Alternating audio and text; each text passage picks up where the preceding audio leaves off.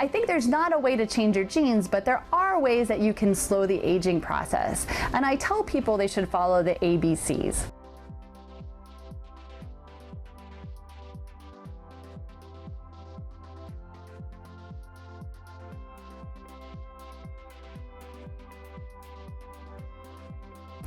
Well, genes play an important role in skin aging, and you really can't change your genes. I have so many patients who come to see me and they say, I'm turning into my mother. I have my mother's neck. I'm starting to have these leg veins like her. What can I do to slow this aging process, or will I just eventually turn into my mother?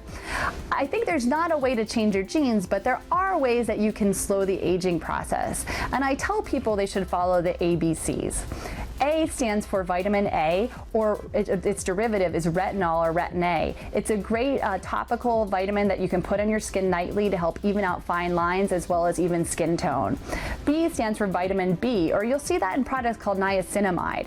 Vitamin B has an anti-inflammatory property and can help smooth redness and inflammation in the skin.